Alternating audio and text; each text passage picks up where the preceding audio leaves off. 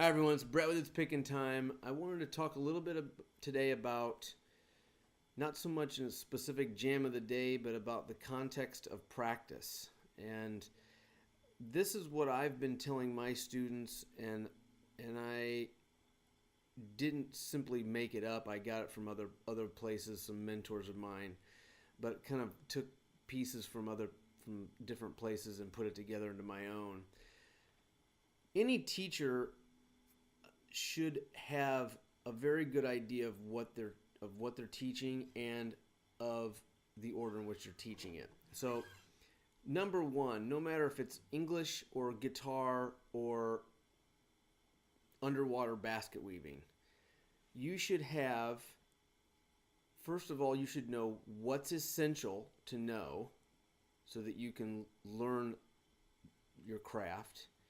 And number two, and probably just as importantly, what order do you learn it in? Okay, so what I'm noticing a lot of times on YouTube videos is that there is not contextual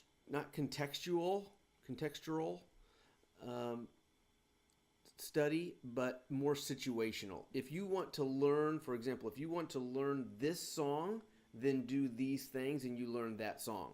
In that case, you either put yourself in a position in a situation where you play that song every day or play that song often, or you hope that you fall into the position of playing that song sometime, right?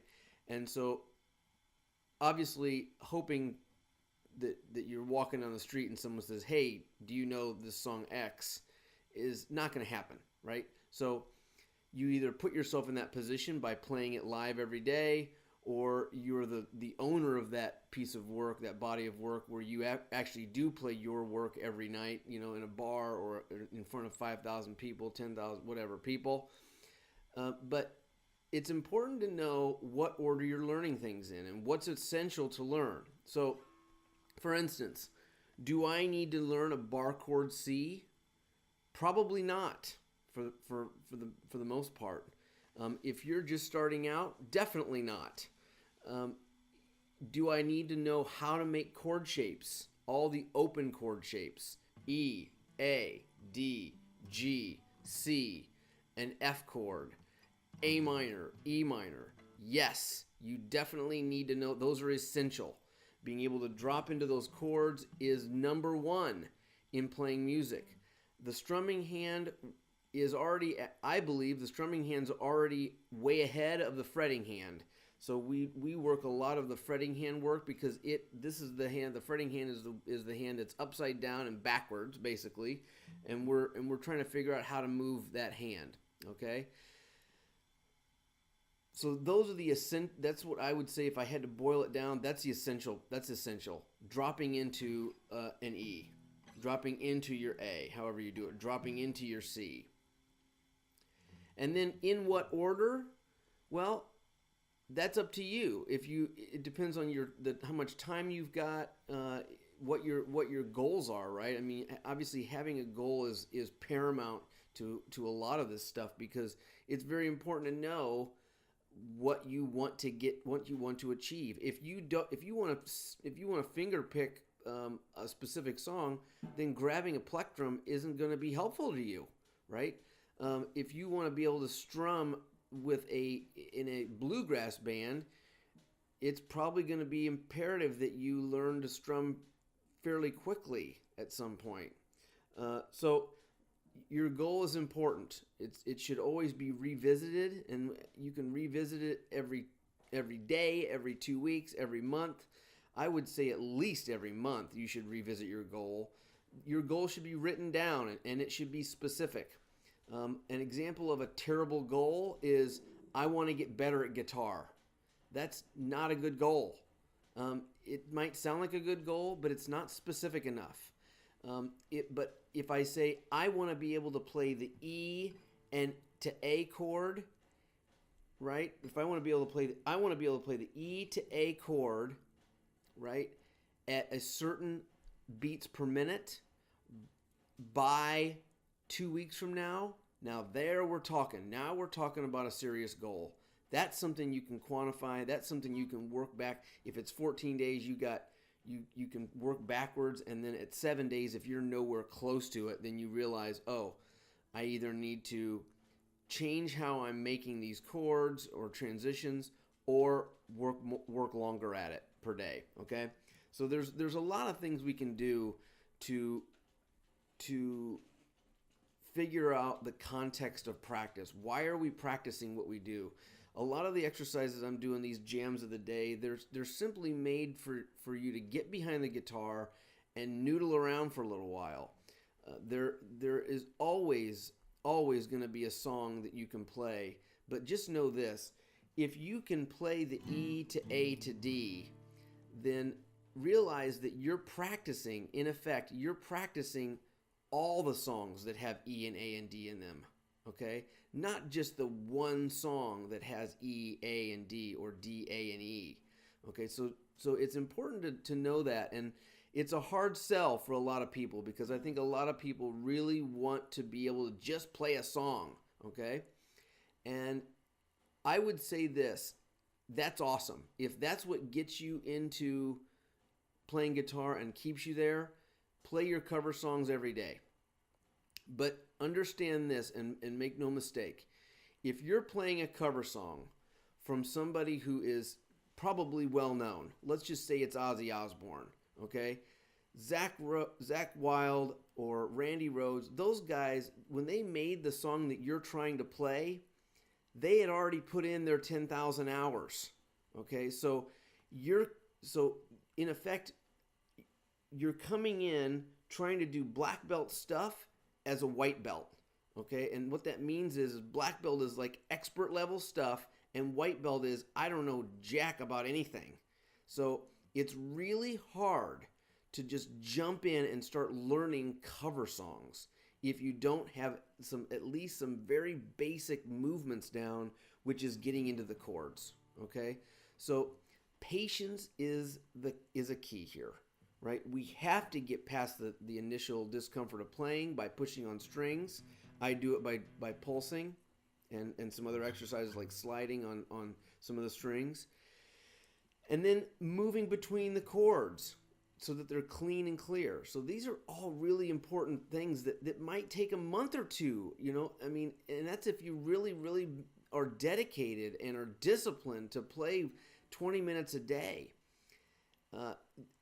It's not going to come fast, and if someone tells you that it is,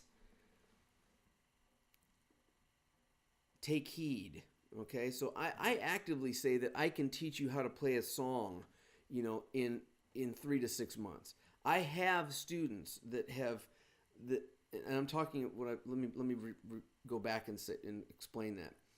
I have students that have come to me and say, "How do you hold this guitar?" Right? Day one, don't even know how to hold it. And then 6 months later, they play the Beatles' Blackbird, which is a very technical song, in 6 months or less in front of their entire school. I've seen it happen over and over again, okay, in the last 5 years of play. So I know it's possible. They are undeniably outliers. The people that did things like that, the people who played a cover song well in front of a group, meaning they're standing up playing, those people practice 30 to 40 minutes per day, not taking a day off, guys, right? So it's really important that we get our heads screwed on straight when we're trying to realize what it's going to take to really learn how to play guitar, okay? We give yourself the time. Make sure you've got the foundation rock solid. Please don't try to build on a foundation of concrete that has not dried yet. It's still wet concrete. Don't try to build on top of that. You're just creating this unstable thing that's going to get worse over time. Really get your E down, really get your A down, your D, your G, your C, your F major 7 or F dominant 7, right? Get those down. A minor, E minor, right? Get your right hand moving so that you can talk like I am and keep the same strumming pattern, right? Be able to move between your E and A like this without looking. without looking, your C and G without looking, your G and D without looking. I mean, be able to do these things because you're actually playing millions of songs, really, if you know, by practicing those basics. Now, how do we do it? The faster, if you want to learn how to move between chords fast, then you stare at your fretting hand. If you're looking at a piece of paper and then looking back here, looking at a piece of paper, looking back here, you will learn slower. I've seen it. It's more than a theory. It's a tested theory for sure.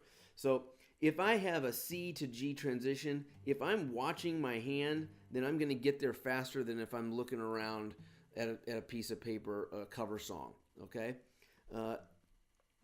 And so stare at your fretting hand, okay? If you're working your strumming, watch your strumming hand. Don't look around. Don't be trying to figure out where your chord is. Watch your strumming hand. If you want to control what string you hit first, if it's the D string, then watch where you want to go. Where you watch is what you pay attention to. So do that, okay? So just wanted to spend a little bit of time kind of getting everybody on track with what's going on and put practice in a context so that you can succeed, okay? I don't want people, I want people to expect something realistically, right? If there is an expectation at all. Definitely find joy in the continual play without having it sound like anything. Find joy in playing chords without having it sound like anything vis-a-vis a cover song, okay? Just have fun making chords, strumming, guys. Just have fun strumming. Create fun strumming. If you can't find it, keep doing it until you do, okay? Because it will happen. It will happen that you will find joy over time when you get better. No matter what you are. At first, everything is uncomfortable, and that's awesome. That's when you know you're growing, okay? So I hope you take this to heart. Believe me that I'm always here for you guys. I'm always here to answer questions and help you in any way I can. I just know that, this thing that we call a guitar has been one of the largest pieces of joy in my life that has been continual for 2.5 decades, and I want that joy for you. It really is an amazing thing to be able to do, and I want that for all you guys too. Okay, so I'll see you guys soon.